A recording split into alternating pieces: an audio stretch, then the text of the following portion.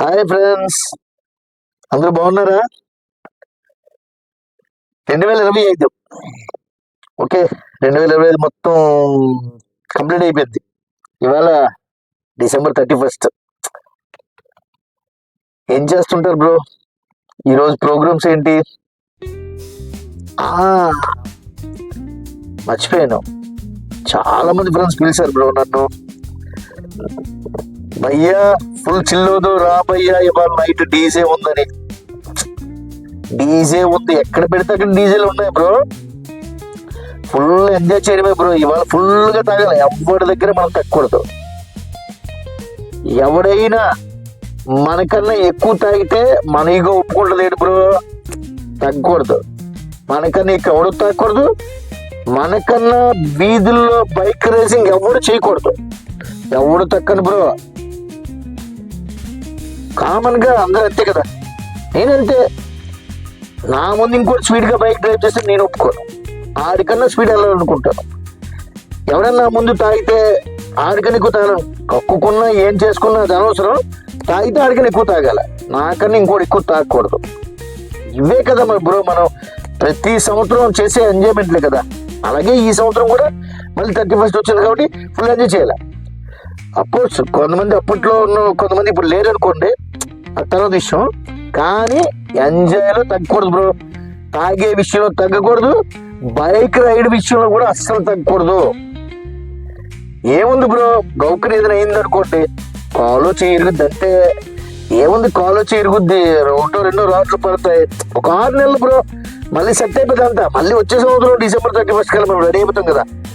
కానీ మనం తగ్గకూడదు బ్రో. ఇంకో విషయం బ్రో, మీరు పడితే ఒకసారి పడండి, రెండోసారి పడకండి. అంటే గౌకర్ పల్టీలు కూడిస్తే మనం ఏం చేయలేము.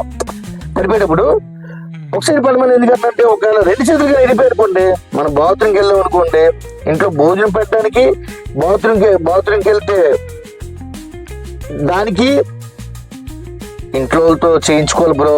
అది మనకి బాగోదు. ఇంట్లో అమ్మ నాన్న అంటే తప్పని చేస్తారు. ఒకవేళ వాళ్ళు కూడా లేకపోయారు, దూరంలో ఉన్నారు, లేకపోతే అందుబాటులో లేదు, వాళ్ళు పైకి వెళ్ళిపోయారు అనుకోండి, అప్పుడు ఎవరు ఉంటారు బ్రో? మనకి అక్క చెల్లెళ్ళు ఎవరు ఉంటారు? వాళ్ళతో ఏం చేయించుకుంటాం బ్రో ఇవన్నీ. అందుకనే ఒక సైడ్ పడండి. ఎందుకంటే ఒక సైడ్ పడితే ఒక చేయి ఇరుగుద్ది, రెండు చేసుకోవచ్చు, భోజనం తినొచ్చు, అది చేసుకోవచ్చు. కానీ తగ్గకూడదు బ్రో. తాగండి, తాగి నచ్చినట్టుగా ఉండండి. ఎవడు మనగా అడిగేది, మన ఎవడు అడగడం.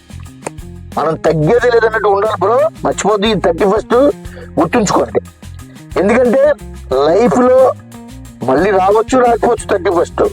ఎందుకంటే ఇప్పుడు మనం ఈ రైడ్లో ఉండొచ్చు, లేకపోతే అవ్వచ్చు, కానీ మనం తగ్గకూడదు.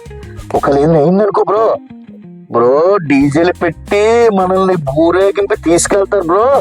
మామూలుగా కాదు. ఎలాగంటే మా ఓడి ఎంత పల్టీలు కొట్టి కొట్టి కొట్టి కొట్టి సచ్చాడు, అబ్బా సూపర్ తెలుసా అనే రకంగా చెప్పుకోవాలి బ్రో.